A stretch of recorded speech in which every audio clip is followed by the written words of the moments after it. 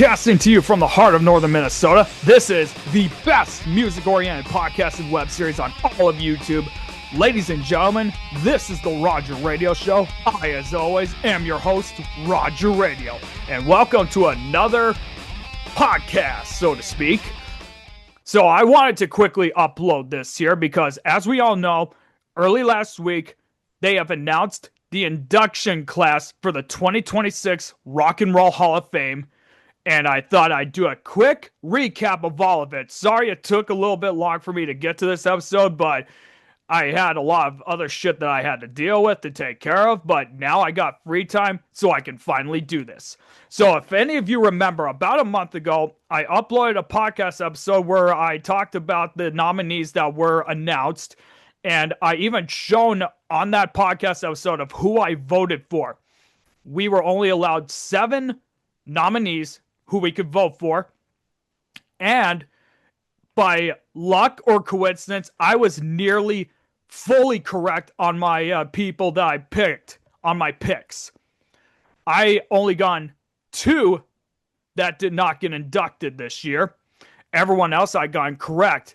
I voted for Phil Collins, Billy Idol, INXS, Iron Maiden, Oasis, Pink, and Wu-Tang Clan. Everyone except INXS and Pink are going to be inducted. Everyone else is getting in. So I was almost correct on my picks. And now that they have announced the entire class for this year, we're going to go through every single one of them on the Rock and Roll Hall of Fame's website. And I'm going to read the information that they have for each of them. I will include a link to all of it in the description below. I encourage you all to check it out. All I know is that the Hall of Fame is supposed to take place in December and will be on ABC and Disney+. I don't even have an exact date. If any of you know what the date would be, leave it in the comments section below. So, obviously, we're going to go from the top to the bottom, go through all the performers, and we are going to go through all those who got awards themselves. You know, like, there's so many of them, like 18 that we need to get through. And so it'll take me a little bit at least. We're going to start, obviously, with none other. Oh, shit, hang on a minute. Okay, I was lagging a little bit. My apologies, people. My Wi-Fi sucks ass, I know. We are going to start with Phil Collins. We all know he had already been inducted as a member of Genesis, but this is going to be him being inducted as a solo musician. And oh, he really fucking deserves it. While his rendition of Genesis when he led them was undeniable, it's his solo career that was more massive. And I know you all agree with that. Phil Collins started behind the drum kit and ended up with one of the best-selling solo catalogs of the 20th century. With a career spanning over 50 years, Phil Collins, drummer, singer, songwriter, producer, and rock and roll icon, is one of the most commercially successful artists of all time, selling more than 150 million records worldwide as both a solo artist and a member of Genesis. Collins first rose to prominence behind the drum kit, but his distinctive voice and emotionally direct songwriting made him a global star. While he started in progressive rock, he embraced the pop, R&B, and soul, skillfully bridging genres with an instinct for melody and feel. Collins joined Genesis in 1970, quickly establishing himself as one of the most inventive and technically gifted drummers of his generation. Stepping into the role of lead singer in 1975 after Peter Gabriel's departure, he helped guide Genesis' evolution from expansive arrangements toward tightly crafted, radio-ready songs, yielding hits like Follow You, Follow Me, Misunderstanding, and That's All. At the same time, he launched a solo career with the groundbreaking albums Face Value and Hello, I Must Be Going, which featured stark and innovative sounds. The confessional single In the Air Tonight showcased an iconic gated reverb drum sound that became a defining sonic signature of the 1980s. Collins revealed his affinity for soul on covers like You Can't Hurry Love, while his originals such as Against All Odds and Take Me Home demonstrated his mastery of songwriting, arrangement, and studio production. By the mid 1980s, Collins was one of the world's biggest stars. In 1985, he made history as the only artist to perform at both Live Aid concerts in London and Philadelphia on the same day, by which time his chart-topping album No Jacket Required had spawned several major hits and would go on to earn multiple Grammy Awards.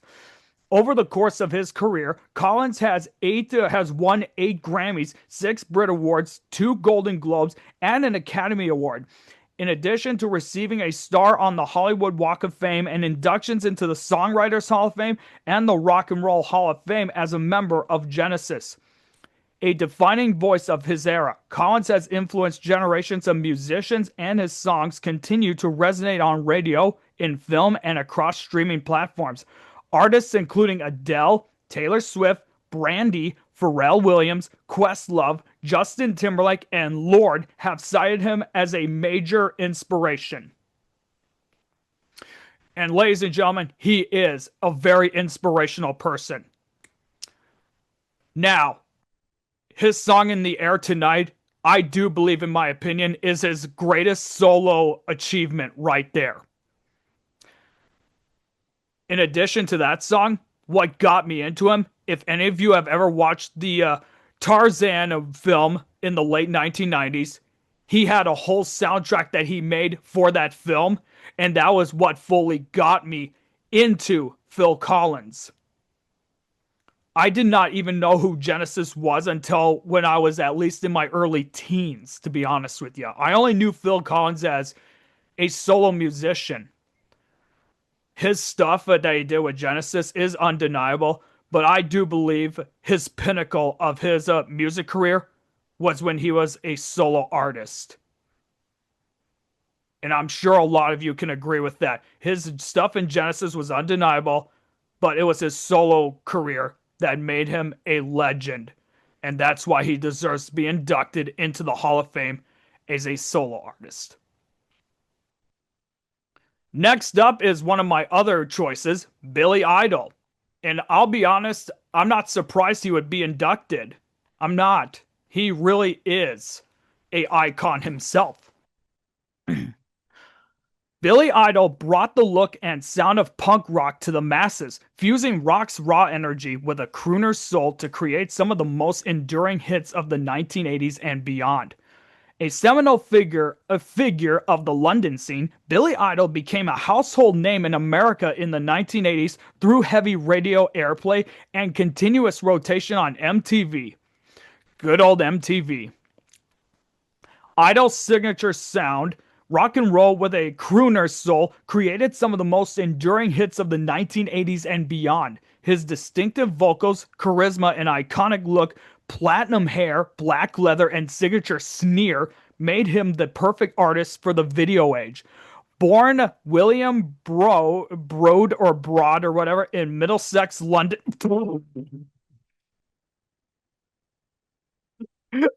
Broad in Middlesex.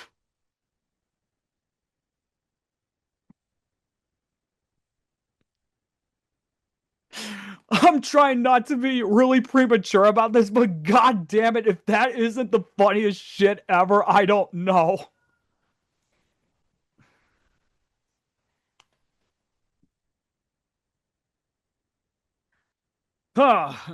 Anyway, born William Broad in Middlesex, in London, Idol's moniker was inspired by a teacher who called him Idle, I-D-L-E. He first gained notoriety as part of the Bromley Contingent, a group from the burgeoning punk scene who attended Sex Pistols gigs together. In 1976, Idol taught himself guitar, and with bassist Tony James, he formed Generation X, a seminal punk band with retro pop and rock and roll influences. With singles like Ready Steady Go, Generation X combined punk's hard edge and raunchous whatever energy with danceable beats. After the disbandment of Generation X, Idol moved to New York City to embark on a solo career. His debut solo LP, 1982's Billy Idol, included the hits White Wedding and Hot in the City. marking the beginning of his long collaboration with songwriter and guitarist Steve Stevens. The fledgling MTV helped to turn Idol and Stevens into bona fide rock stars. The smash success of his 1983 LP Rebel Yell cemented that status with hits including the title track Eyes Without a Face, Rebel Yell also, and Flesh for Fantasy. Idol is a survivor, adapting to the times and never diluting his bold persona. He followed his platinum 1990 album Charmed Life with more experimental rock like the concept album Cyberpunk and acting roles in films like 1991's The Doors. Collaborations with Miley Cyrus in 2020 and with Joan Jett, Alison Mosshart, and Avril Lavigne on 2025's Dream Into It, his first studio release in 10 years, signify his continuing legacy and influence. Further recent work, including a 2025 US tour and the career-spanning 2026 documentary Billy Idol Should Be Dead, affirmed the timeless appeal of Billy Idol. And that is true. No words truer than that, ladies and gentlemen. I obviously got into him mainly because of the hit song Money Money. Rebel Yell is like one of the most fucking annoying songs ever, but it is one of his best. But I fucking hate it with a passion, alright? But Billy Idol, dude, you gotta admit, dude, that for the look that he had back then during the MTV days, he was exactly who I would call the right poster boy for MTV radio and music. And that's why he deserves to be in the Hall of Fame. Next up, this is one that a lot of us hard rock and heavy metal fans have been long waiting for, and this has been long fucking overdue. Iron Maiden. Iron Maiden built the template for how heavy metal should look, sound, and tour, and then spent 4 decades showing exactly how it's done. Iron Maiden created the blueprint for how heavy metal bands should look, sound, and tour. Throughout the 1980s, the British group released 7 high-octane albums that solidified them as one of rock and roll's biggest bands. With a blistering assault of guitars, driving rhythm section, and soaring vocals, Iron Maiden can switch gears at a moment's notice to take audiences on an expressive, atmospheric journey. Formed in 1975 by bassist Steve Harris, the band's early lineup shifted numerous times before the release of their self-titled debut in 1980. The album features vocalist Paul Di'Anno growling punk-influenced blasters like Iron Maiden and Running Free over stunning guitar and bass lines. The record's cover art featured Maiden's iconic stylized logo along with the zombie mascot Eddie, dude. W's in the comments if you're a huge fan of Eddie like I am. Who has appeared on every album cover since, and rightfully so. Iron Maiden were the first metal band played on MTV in 1981, which brought them additional success and recognition. In 1982, the lineup of Harris, guitarist Dave Murray and Adrian Smith, drummer Clive Burr, and new vocalist Bruce Dickinson released The Number of the Beast, widely considered one of the best metal albums of all time. Courtesy of Dickinson, its title track features perhaps the greatest blood-curdling scream in rock and roll history. While the album caused controversy and cries of Satanism from religious groups, it captivated a massive fan base and brought the band to a new level of stardom that has only grown over time. With the addition of drummer Nico McBrain in 1982, Maiden's classic lineup was finalized, and the band's next 4 studio albums, 1983's Peace of Mind, 1984's Power Slave, 1986's Somewhere in Time, and 1988's Seventh Son of a Seventh Son, continued expanding the musical boundaries of heavy metal. Lauded as a foundation of the new wave of British heavy metal, Iron Maiden have never stopped making groundbreaking music, with over 130 million albums sold, selling out stadiums and arenas with over 2,000 shows played around the world, and influencing generations of musicians, including Metallica, Dream Theater, and Coheed and Cambria. This has been a long time coming, people. You cannot sit there and tell me they do not deserve to be in the Hall of Fame. And you know what? When it comes to their 1980 album, all I could say to those religious groups, that album was pretty much their way of saying to all of you fanatics out there, take your innocence. We're going to do what we want when we want. And if you don't like it, take it and stick it in your ass. And I'm going to be honest with you, man. The only reason I got into Iron Maiden was mainly because of Grand Theft Auto Vice City. Because if you listen to the classic rock station on Grand Theft Auto Vice City, they had their song 2 Minutes to Midnight, which is among my top favorite Iron Maiden songs. And I've said this on several episodes in the past, but obviously their best work, in my opinion, is none other than their last album they released. And I'm, of course, talking about Senjutsu from 2021. I really, really encourage you guys to listen to that album if you haven't, but I believe it's such a masterpiece.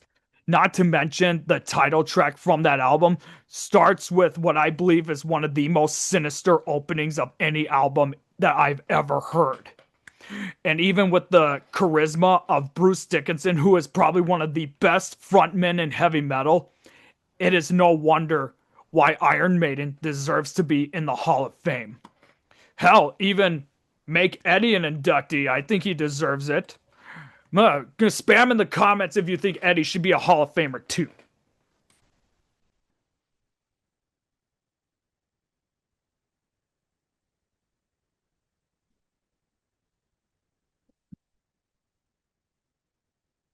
Next up we got is Joy Division and New Order. And before you ask everyone, that is the same band. They just rebranded after the tragic passing of their original lead singer. Just to let you all know, for those of you who don't know. Joy Division and New Order were the remarkable tale of innovative musicians who created something revolutionary and massively influential, not once, but twice. Joy Division and New Order were post-punk pioneers and electronic dance floor innovators, inspiring thousands of bands and becoming a beacon for millions of listeners. Spearheading the late 1970s Manchester music scene, their story is a remarkable tale of revolution, metamorphosis, and influence. Their dark and droning transmissions, Love Will Tear Us Apart and Blue Monday, were foundational to both dance music and alternative rock, and they still resonate deeply with outsiders and adventurers' souls. They were innovative musicians who created something revolutionary and massively influential not once, but twice. After attending a now legendary Sex Pistols show at Manchester's Free Trade Hall in 1976, guitarist Ian Curtis, bassist Peter Hook, drummer Stephen Morris, and guitarist Bernard Sumner started Joy Division. The band melded the raw sounds of punk with literary themes of love, loss, pleasure, and pain. Journalist John Savage once described Curtis's lyrics as the underlying reality of a society in turmoil. Curtis's deep vocals on these lines, braced by cutting guitars mixed with melodic bass lines and echoing drum sounds, transformed the emotional into the physical. Days before they were to begin their 1980 US tour, Curtis tragically took his own life, turning the dark themes of their music into stark reality. Remarkably, the remaining band members persevered, renaming themselves New Order and adding keyboardist Gillian Gilbert, newly inspired by Kraftwerk and Giorgio Moroder. The group fully adopted the use of synthesizers and pulsing dance floor beats, creating a new synth-pop sound with Blue Monday, which remains the best-selling 12-inch single of all time. The band's identity expanded to all aspects of its presentation, including artwork by Peter Saville, music videos by Jonathan Demme, unique album design by Factory Records, and partial ownership of the Hacienda nightclub in Manchester. During the 1980s, New Order became a mainstream cultural phenomenon for teenagers, appearing on soundtracks for films Pretty in Pink and on MTV for True Faith. New Order have continued to evolve musically into the 21st century while embracing their own history and remaining uniquely themselves. Their music has been covered, remixed, and recognized as influential by artists such as U2, The Cure, Bjork, Nine Inch Nails, The Killers, and Churches, or Kverches, Chvrches. They created the goth rock lifestyle and then transcended the gloom to become worldwide pioneers of electronic dance music. Now, I personally don't listen to Joy Division or New Order. There is one song that I listened to them that's called, I think, Blue Monday 88 or something like that. I thought it was a good song. The only reason I even listened to that song is because it was on a commercial for Call of Duty Black Ops Cold War. So that'll give me an idea.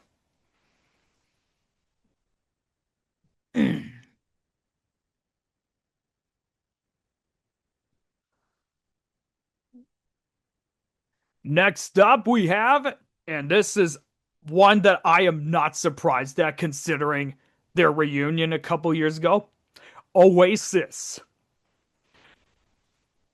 Isn't it just ironic that Liam Gallagher kept posting on his social media saying, I could fucking care less about the Hall of Fame, but then as soon as he realizes he's being inducted with Oasis, he's like, you know what? I am so honored to do that. Like, Liam, you can't fucking change your mind. It doesn't work that way, you a bloke. It doesn't work that way. Come on. Oasis reclaimed big anthemic rock and roll for a new generation, delivering songs so deeply felt they became a communal soundtrack of a nation. Oasis are one of the most successful and influential acts of all time. Exploding out of the 1990s UK music scene, they reclaimed big, brash, hook-filled rock and roll with their anthemic sound, cool swagger, expertly crafted lyrics, and electrifying live performances.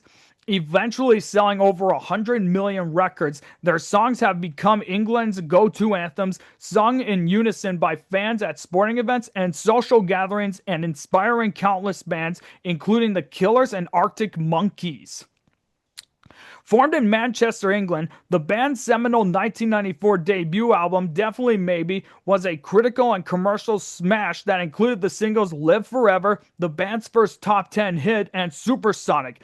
They found even greater success with their sophomore release, What's the Story Morning Glory, a stage-decided breakthrough that boasted the era-defining smashes Wonderwall and Champagne Supernova, perfect songs for massive crowd sing-alongs.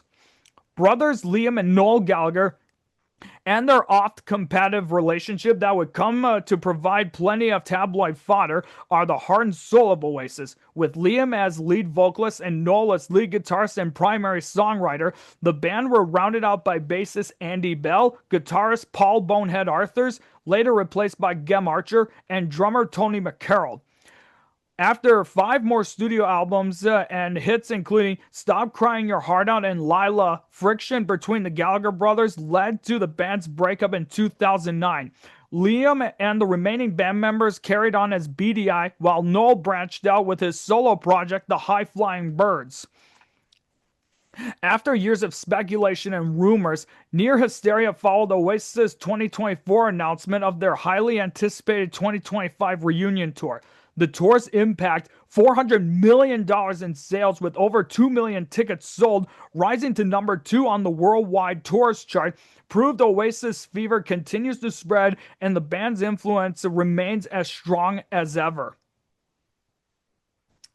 And that is correct.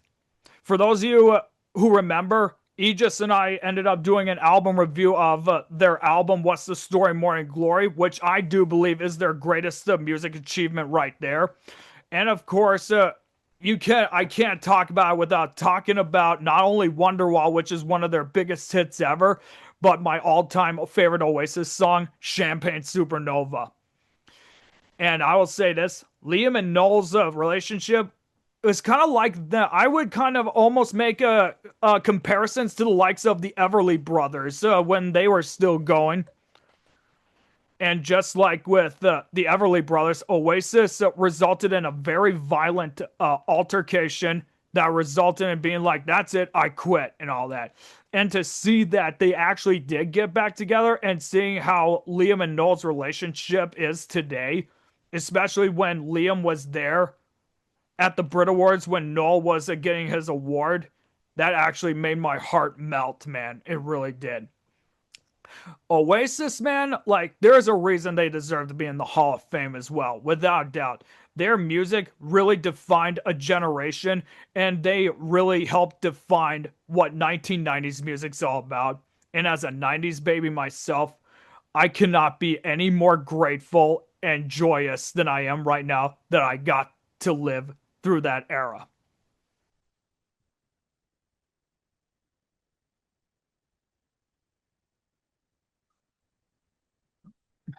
Next up we have is Sade. And I'll be honest with you, I'm kind of not surprised as well. There was a she was when I was looking at the vote at the fan voting polls and whatnot, she was always among like the top and all that. So it's no surprise that she is in as well, you know.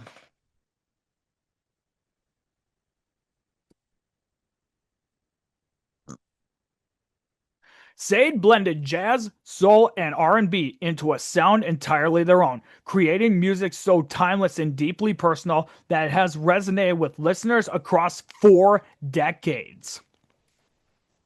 With a career spanning 4 decades, Sade has blended jazz, soul, and R&B to create a sound that's all their own. Laid-back rhythms, elegant arrangements, melodic saxophone lines, and of course the smooth, sultry, mesmerizing vocals of their lead singer, Sade Adu. As the musical landscape around them changed, Sade's music has endured. Their songs of love, life, and loss resonate with listeners on a deeply personal level. Sade's 6 studio albums have sold over 50 million copies, earned countless critical accolades, and built an extremely loyal fan base. Hailing from London, Sade has retained the same lineup since their formation in 1982. Sade Adu, the Nigerian-born Essex-raised singer-songwriter, along with keyboard player Andrew Hale, bass guitarist Paul Spencer Denman, and saxophonist Stuart Matthewman. Their debut album, Diamond Life, launched the band into the stratosphere, selling 10 million copies and earning a Grammy for Best New Artist. The smooth romance of Your Love is King and the soulful groove of Smooth Operator were intoxicatedly fresh, sounding like nothing else at the time. Their follow-up, Promise, displayed Adu's vocal range and emotional depth with the aura smooth, the sweetest taboo, and the poetic Is It a Crime? Sade's albums found a home on black radio, particularly the late-night Quiet Storm format alongside Smokey Robinson, Luther Vandross, and Anita Baker. Their subsequent albums forever cemented Sade in the lexicon of love. To their devoted fans, Sade's music remains the soundtrack of strength, intimacy, and self-discovery. Particularly, Sade's tales of self-empowerment resonate strongly for women of color around the world. Sade were adored by contemporary artists. Both Beyonce and Drake refer to Adu as their muse, and her influence is visible in the enigmatic aura of Lauryn Hill, the sensual vibes of Maxwell, and the vocal prowess of Adele. Adu is an icon with her blend of sophistication and simplicity, making the band's music instantly recognizable and timeless. You know a Sade song when you hear it, but you don't just hear Sade, you feel Sade.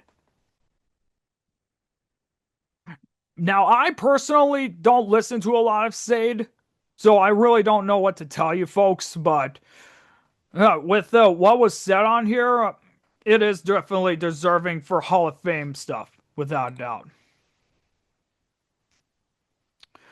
Alrighty, so let's see here. What we're gonna do is I'm gonna read 2 more of these. There's 2 more performers that will be inducted, and I'm gonna read those. Then we're gonna take a quick break. So I think that's the game plan. All right.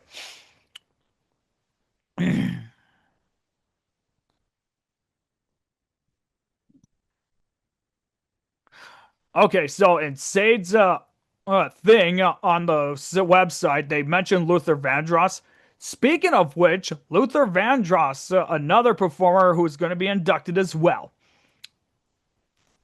Luther Vandross was the defining voice of his generation, a singer, songwriter, and producer whose gift for love songs and an unparalleled vocal artistry made him one of the most beloved artists of all time. Luther Vandross was the defining voice of his generation. Responsible for the era's most enduring love songs, he crafted our soundtrack and gave us words to express our love, our vulnerability, and our joy. With unparalleled vocals, raw emotion, and unmatched charm, Vandross captured the essence of love's power like no one else. Few could match his creative prowess as a songwriter, producer, and arranger. Equally impressive, he was an unrivaled interpreter with his velvet voice consistently breathing new life into classic songs. From 1981 to 1996, Vandross amassed a staggering 11 consecutive platinum albums and 26 top 10 R&B singles, making him one of the most consistent hit makers of all time.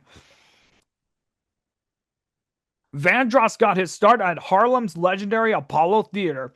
By the early 1970s, he was an in-demand backing vocalist, songwriter, and arranger.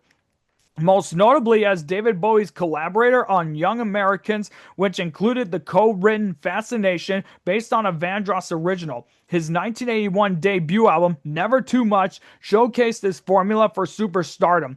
A balance of originals such as Never Too Much and definitive reinterpretations such as Dionne Warwick's A House Is Not a Home.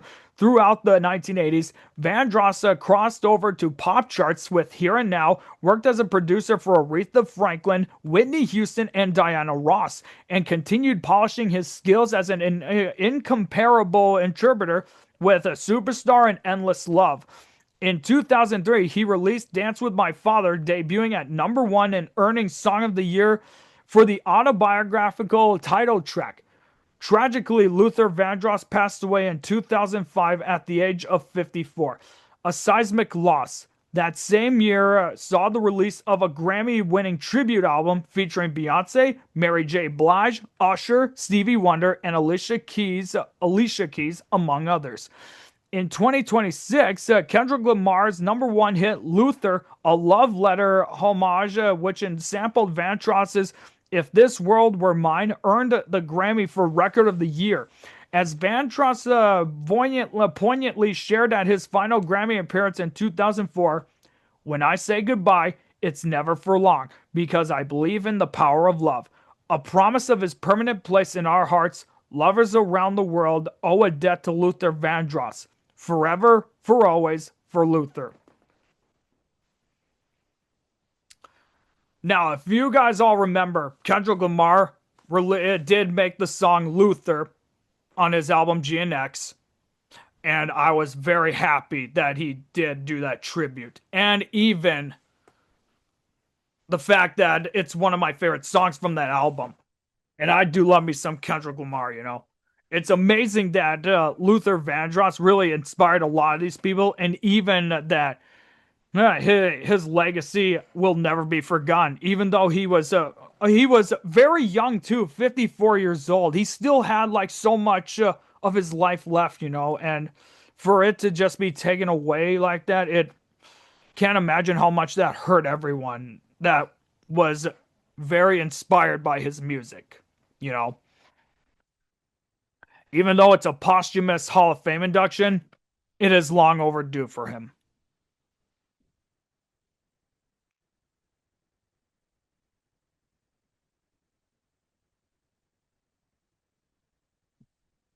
Alrighty, so finally for performers, we got none other than the Wu-Tang Clan. Wu-Tang! Wu-Tang!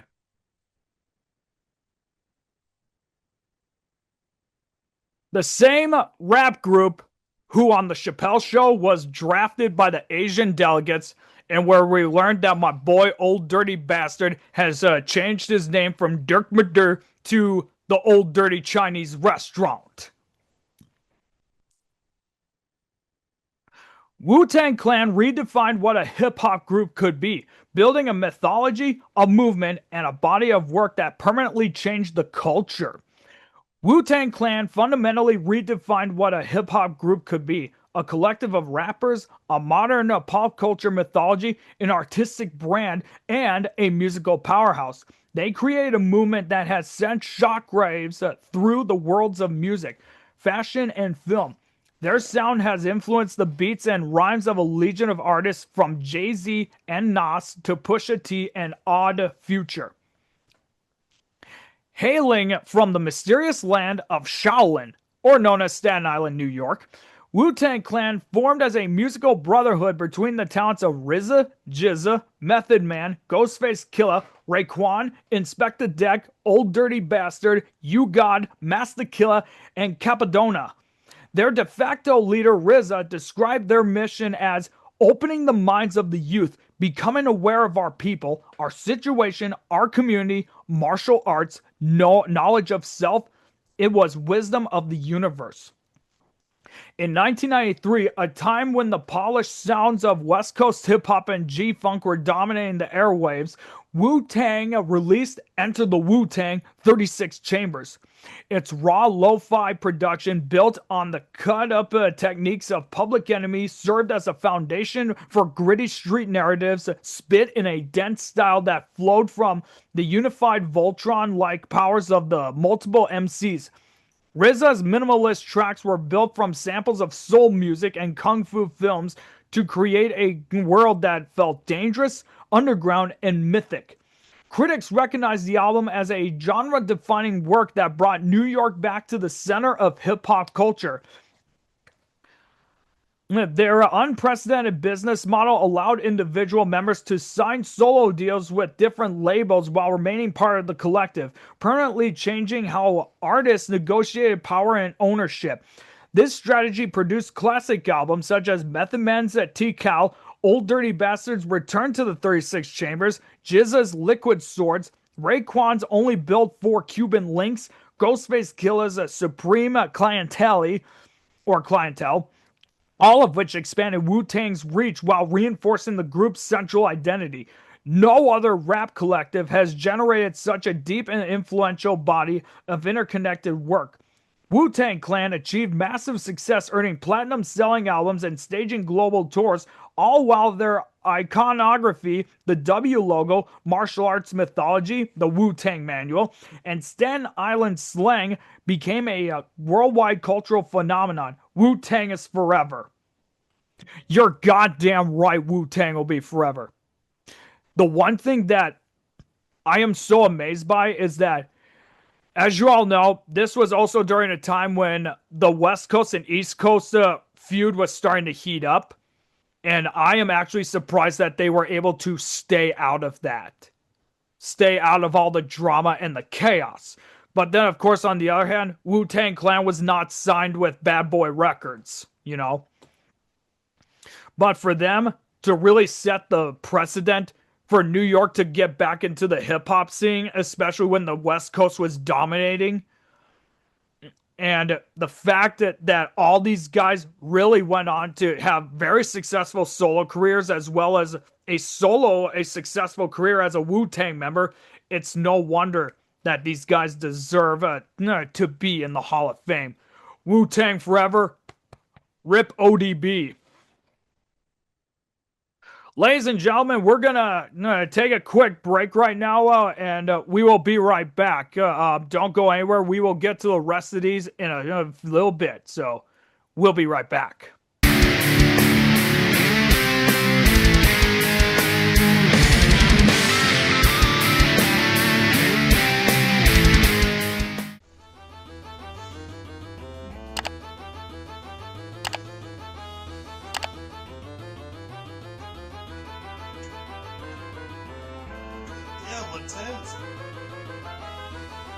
Oh, shit. Let's try to drink last night. Yeah, you better want to. What the hell? Traveling Jack from Clock Out Run. I don't drink this shit. I drink Voodoo Rangers. What the fuck?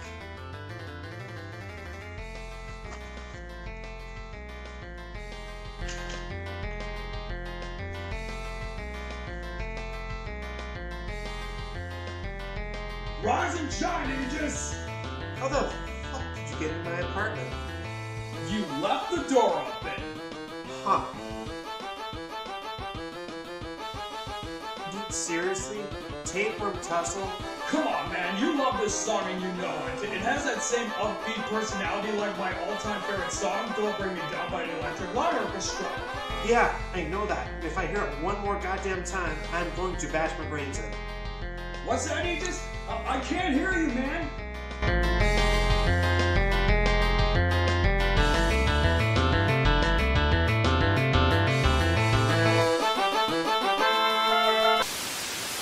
If you want to see more content from us that's not posted on this channel, be sure to subscribe to the Intermission group today.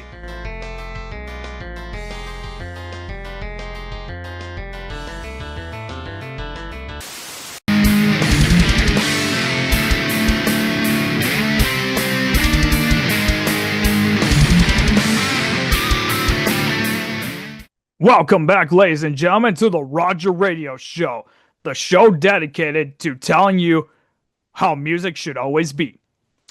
So we are just continuing on recapping all of the inductees that are going to be inducted into the Rock and Roll Hall of Fame this year. We have just covered all 8 performers, and now we are going to get to the next category here, which is the musical influence category. All right, and we are going to start with Celia Cruz. Now, I honestly don't know. I actually have never heard of her, honestly, but I just don't know what else to say, really. You know, I've never heard of her. I've never heard of her music, so be interesting to see how this goes, right? One of the best-selling Latin artists of all time, Celia Cruz's powerful music was the sound of freedom post-Cuban Revolution, shaping and popularizing the Afro-Cuban genre. Celia Cruz pioneered Latin pop for the 20th century and beyond with her contributions to Afro-Cuban guaracha styles such as the creation and popularization of salsa. Through her powerful sound and vibrant image, Cruz was the voice of love and freedom post-Cuban Revolution and during the U.S. Civil Rights Movement. Cruz sold over 30 million records worldwide, making her one of the best-selling Latin artists to date. With staples like Quimbara, La Vida es un Carnaval, and La Negra Tiene Tombao, Cruz reigns as the undisputed queen of salsa. Born Celia Caridad Cruz Alfonso in Havana, Cuba, Cruz was one of 14 children and found her voice through singing lullabies to her younger siblings. She began performing at cabarets as a teenager, despite singing careers being heavily discouraged in the community. Defiantly, she continued to pursue music, singing in radio contests until she got her break with the band Sonora Matancera, and remaining their lead singer for 15 years. After Castro seized the power of Cuba in 1959, Cruz immigrated to the U.S. and embarked on a solo career. In 1966, she was handpicked by Tito Puentes to perform with his orchestra and collaborate with him on 4 albums. However, it wasn't until Cruz's collaboration with Johnny Pacheco of Fania Records that she achieved a true commercial success. The 1974 album, Celia and Johnny and its lead singer Quimbara, propelled Cruz into the mainstream, laying the groundwork for nearly 3 decades of increasingly dynamic releases and tours.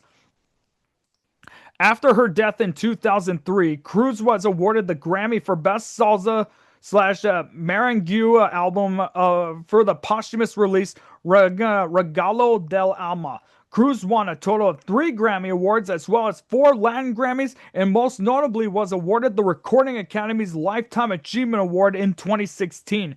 Cruz's legacy was cemented in history through her inductions into the Billboard Latin Music Hall of Fame and International Latin Music Hall of Fame, along with the 2005 Smithsonian exhibit titled after her famous catchphrase, Azucar? I think it's Azucar, A-Z-U-C-A-R. That does sound like something definitely, right? They're very deserving indeed, without a doubt. Like I said, I personally, have never heard of her or heard any of her music, but now maybe I might have to give that a check. So next up is Fela Kuti. Fela Kuti, I think is how it is. It sounds. I don't know.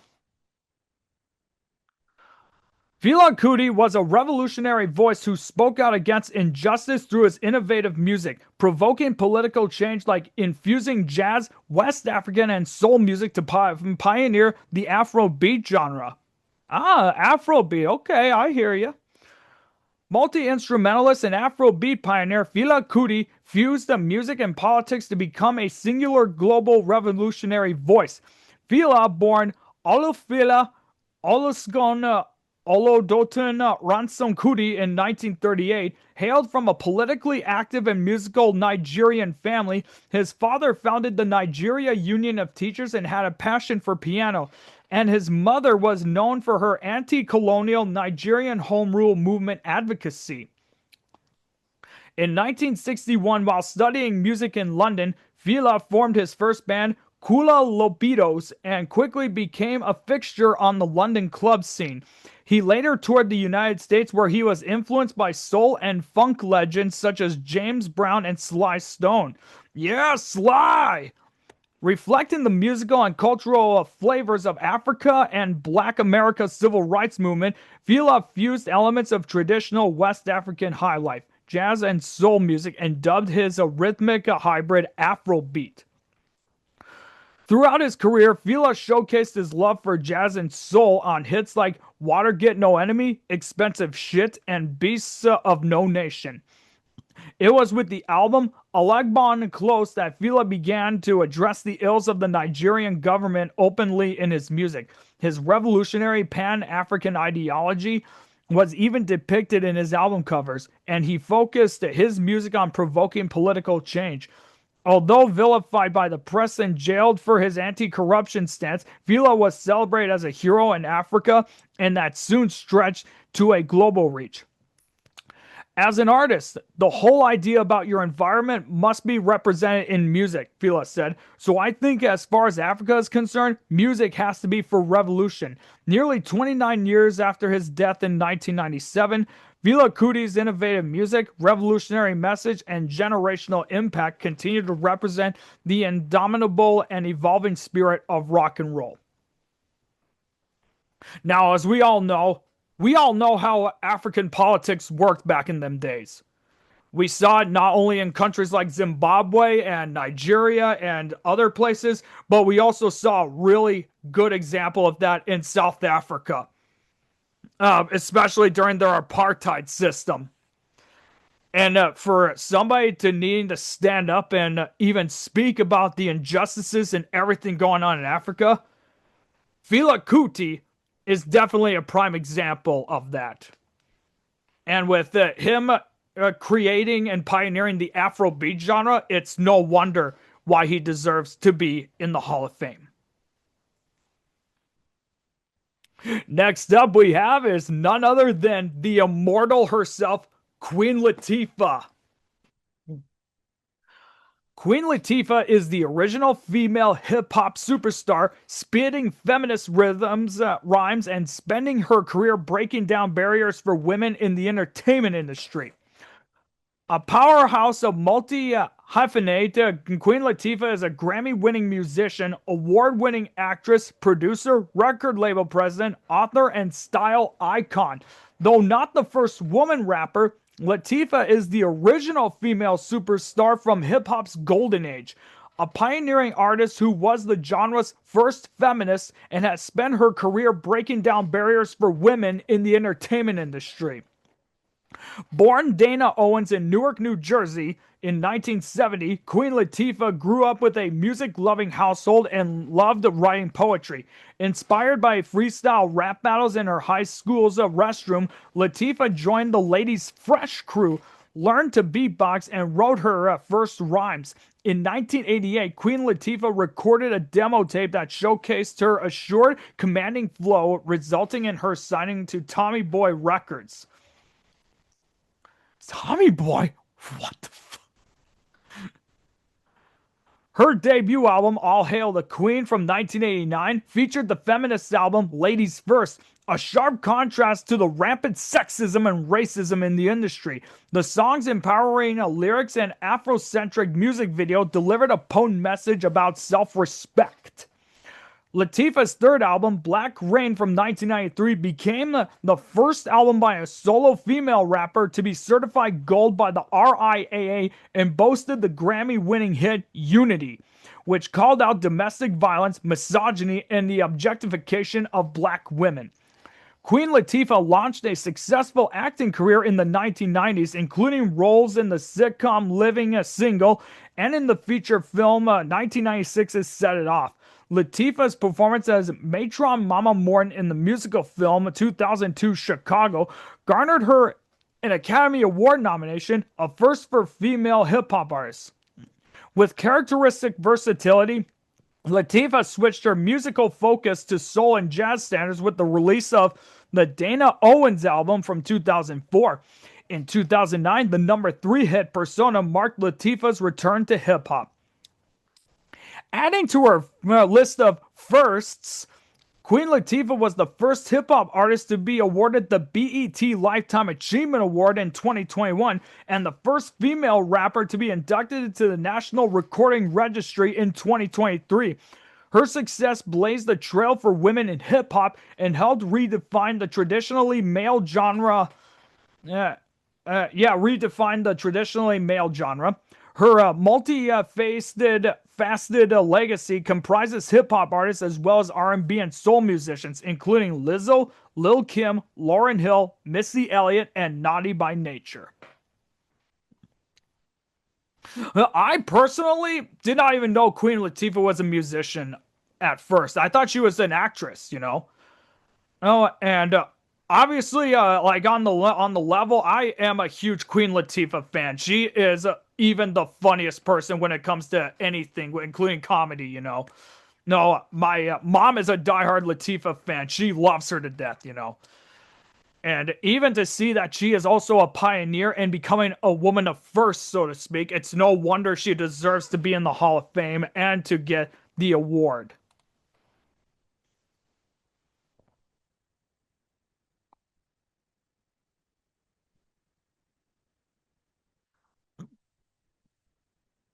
Next up on the list is MC Lyte. MC Lyte holds a career filled with historical firsts for female rappers. First full solo album, first gold single, first Grammy nomination. Her hard work and incredible talent shattered barriers, and her influence is felt in the power and presence of those who followed.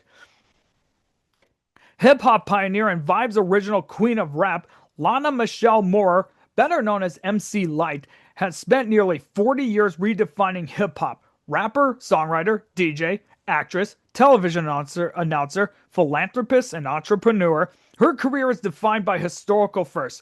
She was the first female rapper to release a full solo album and earn a gold single, and the first solo female rapper nominated for Grammy. She also became the first rap artist to perform at Carnegie Hall and the first woman to bring hip-hop to the White House. From Brooklyn beginnings, writing rhymes at 12, to releasing I Cram to Understand You, Sam at 17, Lyte used her voice early to confront real-world crises. Her 1988 debut, Lyte as a Rock, didn't just make history as the first full solo album by a female rapper. It redefined a lyrical authority in hip-hop. Lyte's style blended sharp braggadocio with emotional depth and social consciousness, shifting hip-hop beyond party culture into social critique. Her 1989 album Eyes on This became the first by a solo female rapper to enter the Billboard 200. While 1993's Roughneck earned a Grammy nomination and made her the first solo female rapper to achieve gold status. Lyte's influence extends her far beyond music through activism in social and anti-violence, reproductive rights, HIV/AIDS prevention, voter education, and women's rights. In 1989, she joined the Stop the Violence movement, founded by KRS-One, contributing to the landmark single Self-Destruction. She later supported Gnarl Pro-Choice America, toured internationally with the USO, launched the Lady of Soul Music Conference, and partnered with the NFL's Inspire Change. In 2006, she co-founded the Hip Hop Sisters Network to promote positive images of ethnically diverse women and youth. MC Lyte's collaborations cut across genres and generations, including Public Enemy, Janet Jackson, Michelle NDEGEO Cello, Bootsy Collins, Mary J. Blige, Aerosmith, and Beyonce. And influencing artists like Jack White, Queen Latifah, and Missy Elliott. Beyond accolades, MC Lyte's legacy is measured in what she made possible. Every barrier she broke reset the standard, expanding hip-hop's voice and vision. Her influence is not only heard, it is carried forward in the power, presence, and purpose of those who followed. Now, she came out around the time when hip-hop was really changing for how it sounds. From NWA Straight Outta Compton to Two Live Crews As Nasty As They Wanna Be, she was right there in the whole atmosphere of how it comes, of how hip-hop would sound in the years to come, including into today's era. And with her, with all of these firsts that she did, it's no wonder she deserves this award and be in the Hall of Fame.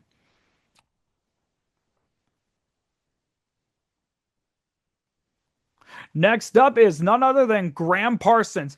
Now, I've heard of Graham Parsons. I didn't listen to a whole lot of his stuff, but I know that he is a huge name.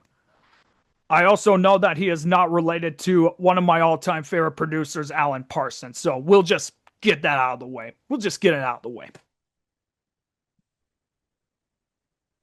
In true rock and roll fashion, Graham Parsons blended country, soul, gospel, and rock to develop what he called cosmic American music, pioneering and defining the country rock genre. Graham Parsons was country rock's great visionary, with a voice that was plaintive, warm, and vulnerable. He bridged the raw directness of honky tonk with the restless spirit of rock and roll.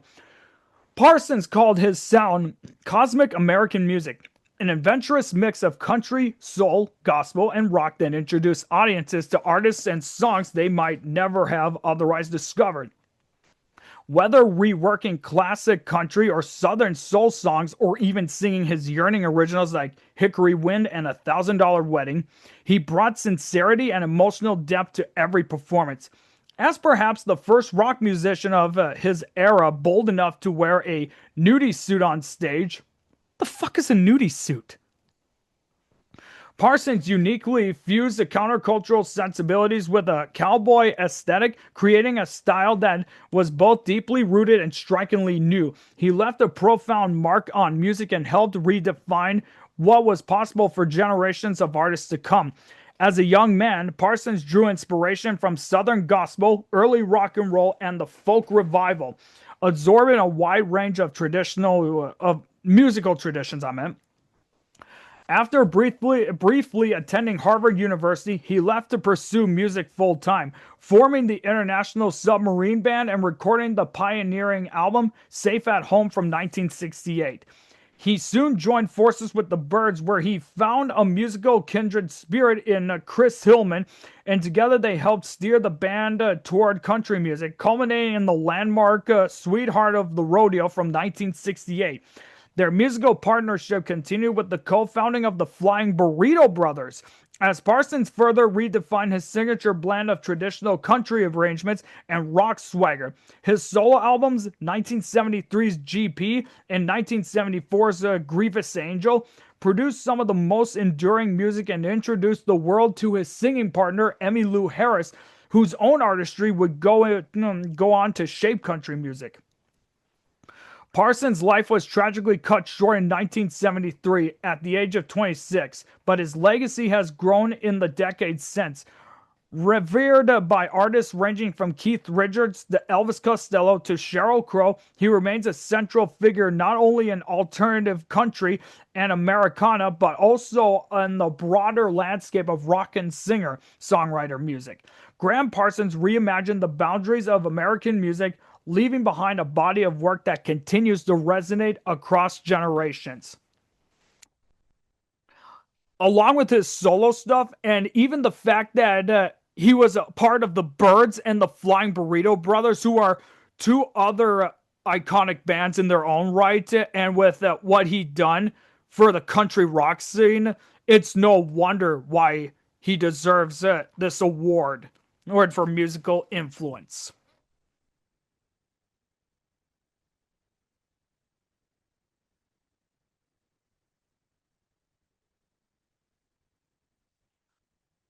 Alrighty, so next up we have is Linda Creed.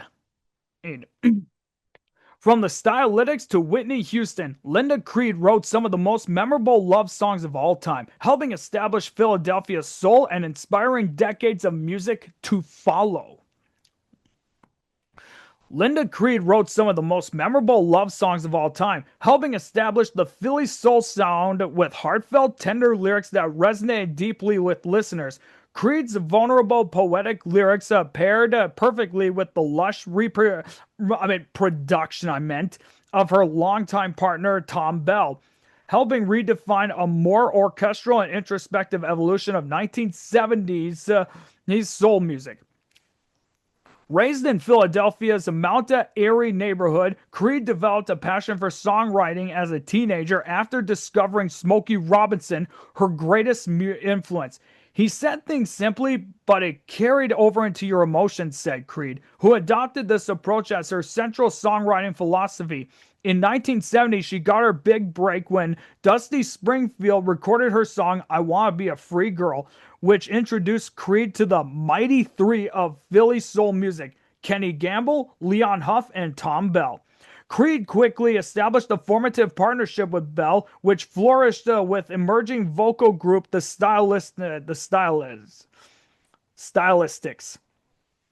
whose 1971 debut featured 5 top 10 R&B hits co-written by Creed, including Stop, Look, Listen to Your Heart, You Are Everything, and Betcha by Golly Wow. Subsequent years resulted in more Creed-penned hits for the Stylistics, notably the number 2 smash hit, You Make Me Feel Brand New, as well as songwriting credits for Teddy Pendergrass, Johnny Gill, and many others, including fellow Rock Hall inductees Dionne Warwick and the Spinners. In 1974, at just 26, Creed was diagnosed with breast cancer and tragically died in 1986 at the age of 37. 1 month after her passing, Whitney Houston's rendition of Creed's Greatest Love of All became a #1 hit, deepening her legacy for a new generation of fans. Creed's songs redefined the sound and emotional depth of Philadelphia's soul, inspiring decades of R&B and soul music to follow, including Mary J. Blige, Michael Jackson, and, of course, Minnesota's very own Prince.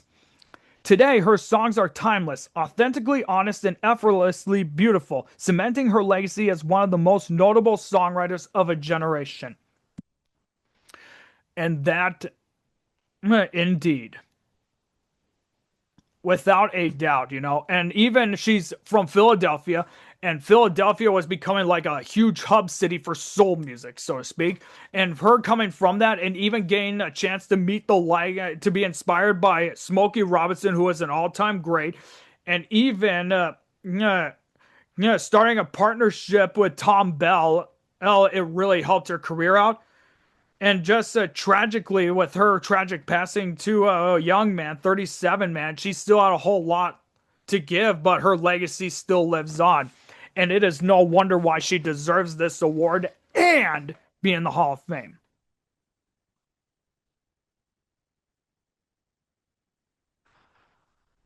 Alrighty, next up we have is Arif Mardin is his name, and here's what it says. The greatest ears in town, Arif Mardin shaped 4 decades of popular music through visionary production, masterful arrangements, and transformative mentoring. Known as the Great Ears in Town, Arif Mardin was a visionary producer whose work shaped 4 decades of popular music. A master of orchestration and arrangement, Mardin was renowned for mentoring artists while drawing out their individuality. In the late 1960s, his collaboration with Jerry Wexler and Tom Dowd on Aretha Franklin's I Never Loved a Man the Way I Loved You and the landmark single Respect helped establish her as the Queen of Soul. In the 1970s, Mardin fueled both the rise of disco with the Bee Gees and Average White Band and the deeply expressive work of artists like John Prine and Donny Hathaway. In the 1980s, he helped to define the sounds of Hall & Oates, Culture Club, and Howard Jones. He also worked extensively with leading female vocalists, including fellow Rock Hall inductees Chaka Khan, Dionne Warwick, Diana Ross, Dusty Springfield, Laura Nyro, Carly Simon, and Cher, as well as Barbra Streisand, Bette Midler, Roberta Flack, Jewel, and Norah Jones, producing her multiple Grammy-winning Come Away With Me. Born in Istanbul, Turkey in 1932, Mardin developed a love of jazz listening to Bing Crosby and Glenn Miller, becoming a self-taught composer and arranger. After meeting Dizzy Gillespie and Quincy Jones in 1956, Mardin immigrated to the United States on a scholarship to Berklee College of Music. He joined Atlantic Records in 1963, rising from assistant to vice president while learning from Ahmet Ertegun, Jerry Wexler, and Tom Dowd. Over the next 3 decades, he worked across jazz, rock, soul, disco, and country, helping expand the label's sound and reach.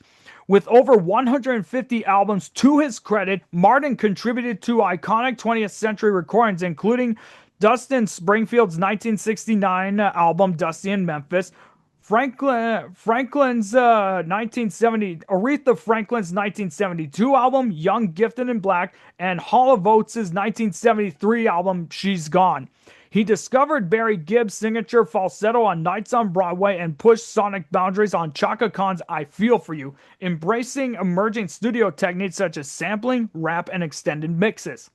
Mardin won 12 Grammy Awards, including Producer of the Year in 1975, and was inducted into the National Academy of Recording Arts and Sciences Hall of Fame in 1990.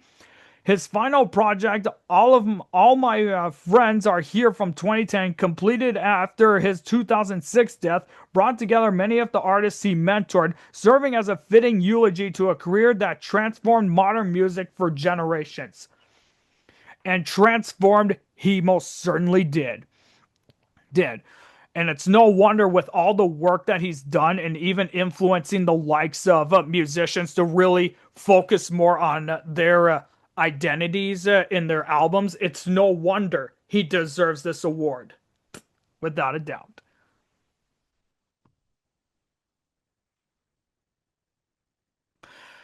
Next up is Jimmy Miller. And here's what it says.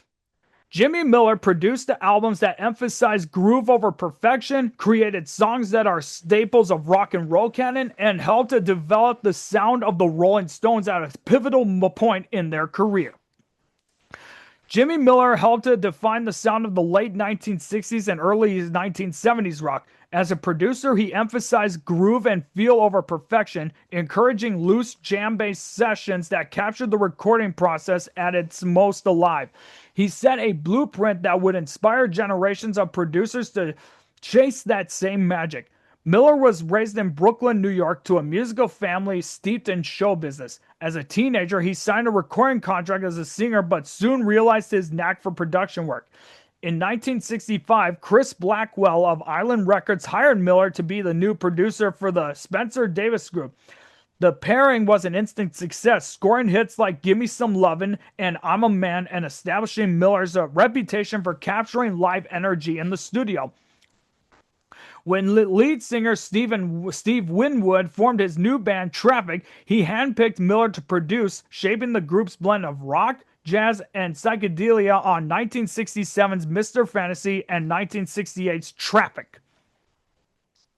From 1968 to 1973, Miller produced 5 albums for the Rolling Stones, helping shape the most acclaimed run of their storied career, including 1968's Beggar's Banquet, 1969's Let It Bleed, 1971 Sticky Fingers, and probably their greatest work, 1972's Exile on Main Street. Miller's work marked a return to the stripped-down blues influences that defined the band's early years and yielded songs that are staples of the rock and roll canon, including Jumpin' Jack Flash, Sympathy for the Devil, my all-time favorite Rolling Stones song here, Gimme Shelter, Honky Tonk Women, featuring Miller on the cowbell, You Gotta Have More Cowbell, Babe, and You Can't Always Get What You Want with Miller on the drums. In between sessions with the Stones, Miller stayed busy continuing to work with Traffic, Delaney and Bonnie, and the supergroup Blind Faith. Though his output slowed, Miller remained active during his later years, including producing Motorhead, Johnny Thunders, and Primal Scream. Miller's style has been revered, studied, and emulated by countless others, including Rick Rubin, the Black Keys, and Jack White. Jimmy Miller was one of the most simpatico producers that I've ever worked with, said Keith Richards. He could handle a band, especially this band, and gave everybody the same level of support. Even then, to have him be the guy who really steered the ship for the Stones during their most successful era, it is no one. And with all this other work he did, including with Steve Winwood, Motorhead, fucking Jack White, and the Black Keys, and yeah, and it's just insane, man. Including Blind Faith, like, it's no wonder that he deserves this award for all that he did, you know. And speaking of Rick Rubin, our next entry is the man himself, Rick fucking Rubin, who is, aside from Alan Parsons, he is my other all-time favorite producer. MTV lauded Rick Rubin in 2007 as the most important producer of the last 20 years. From co-founding Def Jam Records to producing songs for Beastie Boys, Adele, Johnny Cash, Run DMC, and more, he created the blueprint for modern music. As the co-founder of Def Jam Recordings, the founder of American Recordings, and co-president of Columbia Records, record producer Rick Rubin has had an enormous and lasting impact on American music.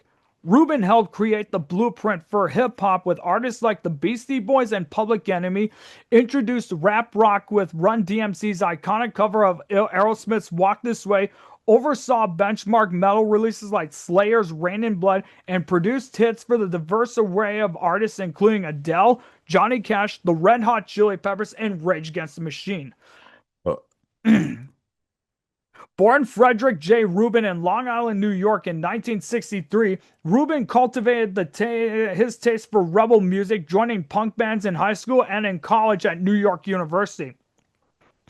It was in his NYU dorm room where Rubin, inspired by his close friend DJ Jazzy J, founded Def Jam with Russell Simmons. Inspired by the Beatles' song structure, Rubin helped popularize rap music by adding hooks and choruses. He produced many landmark releases from hip-hop's golden era, from LL Cool J's debut, I Need a Beat from 1984, to Run DMC's Raising Hell from 1986, the first multi-platinum hip-hop LP, to the Beastie Boys' License to Ill from 1986, the first rap LP to top the Billboard charts. At the same time, Rubin diversified Def Jam by signing thrash metal pioneer Slayer, beginning a long working relationship. After parting ways with Def Jam in 1988, Rick Rubin founded American Recordings. One pivotal project for the label was Johnny Cash's American Recordings from 1994, a mix of cover songs and new compositions that showcased Rubin's trademark stripped-down production style and revitalized Cash's career. In 2007, Rubin was named co-president of Columbia Records, where he produced acclaimed albums for Adele and Linkin Park, among others. That same year, he won the Grammy for Producer of the Year for his work with musicians including U2, The Chicks, and Green Day. Lauded by MTV in 2007 as the most important producer of the last 20 years, Rick Rubin's legacy is still being created. Rubin expanded his creative scope in his 2023 book, The Creative Act, A Way of Being, and his Tetragrammaton podcast. He remains an in-demand producer with recent collaborations including Neil Young, Keisha, Travis Scott, and B. Badaby. As Natalie Maines of the Chicks said, Rick Rubin has the ability and the patience to let music be discovered, not manufactured. And obviously, with all of these people here and being able to cross from genre to genre with that, it is no wonder why he is a huge staple. And even then, he is still fully active today, working his butt off. And that's why he deserves this award and being in the Hall of Fame, without a doubt. Like I said earlier, alongside Alan Parsons, Rick Rubin is another one of my all-time favorite producers. All right, so finally, we are now at the end here. We are also going to be talking about the last award being given out, which is the Ahmet Artigan Award. And of course, I am not sure what to think about this, but it's going to go to Ed fucking Sullivan. We all know who Ed is. As I will get into this right here. Host of the longest running broadcast variety show in U.S. history, Ed Sullivan was a pop culture megaphone, bringing new voices of rock and roll straight into American living rooms for over 20 pivotal years. Television host, newspaper reporter, kingmaker, and civil rights activist Ed Sullivan had a profound impact on rock and roll music and American culture, with more than 1,000 episodes featuring over 10,000 artists across 23 years. The Ed Sullivan Show was a weekly national event, an American family ritual that gave millions their first exposure to black and international performers. Ed Sullivan began his career as a sports writer in 1919 for the New York Evening Mail. While working as a sports columnist for the New York Evening Graphic, Sullivan frequently challenged the era's racial barriers. Notably, he condemned NYU's decision to bench a black football player during a game against the University of Georgia. His career took a significant turn after he wrote a feature on Broadway, leading the New York Daily News to hire him for a regular syndicated column, Little Old New York, covering all aspects of entertainment. From 1932 until his passing in 1974, Sullivan's column remained a staple of the New York press. Following a vaudeville format, each episode featured novelty acts, comedians, musicians, actors, and celebrity guests. Sullivan introduced audiences to legendary performers including Elvis Presley, The Beatles, The Doors, James Brown, Buddy Holly, and the Rolling Stones, making an appearance on the show a near guarantee of stardom. At a time when television was shaped by systemic racism, Sullivan consistently featured black artists and refused to bow to network pressure to segregate. In 1953, Sullivan broke with the Hollywood blacklist to host Harry Belafonte, and in 1956 publicly supported Nat King Cole after a physical attack by Ku Klux Klan members in Birmingham, Alabama. Sullivan shook both the men's hands on camera despite the risk of backlash. He also showcased pioneering black artists such as Bo Diddley, The Platters, Jackie Wilson, Fats Domino, and numerous Motown acts, including The Supremes, The Temptations, The Jackson 5, and Stevie Wonder.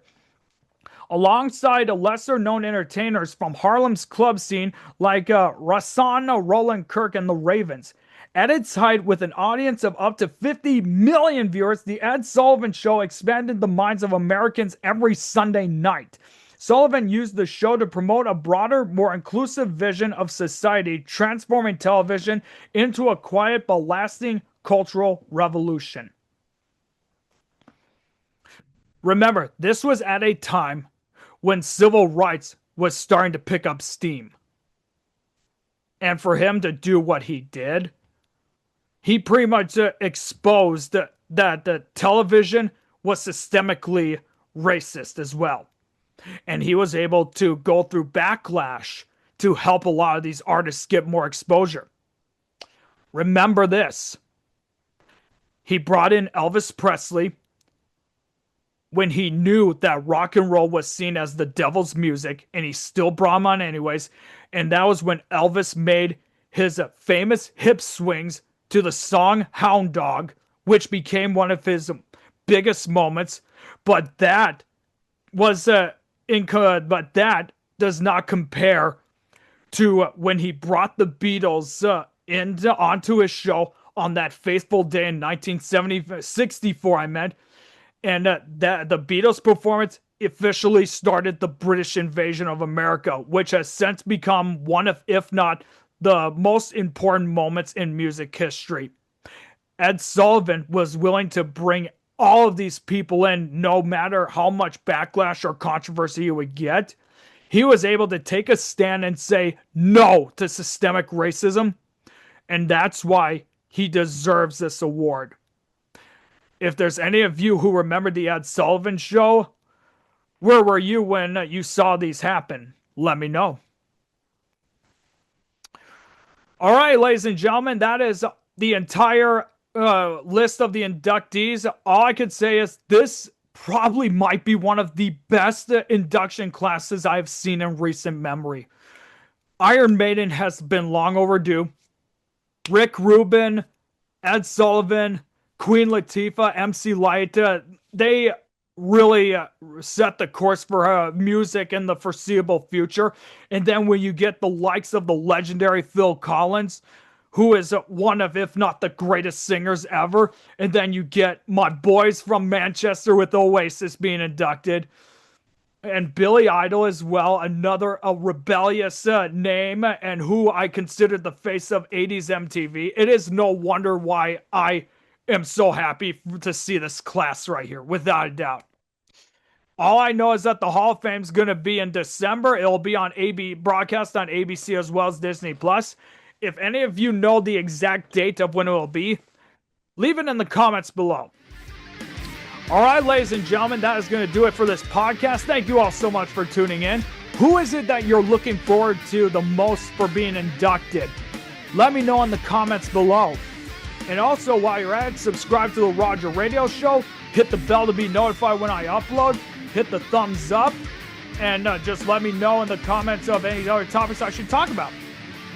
And while you're at it, also subscribe to the Intermission group as well. And follow me on all my social media. The links to everything will be in the description below. Ladies and gentlemen, thank you all so much for tuning in. And as always, until next time, ta-ta for now!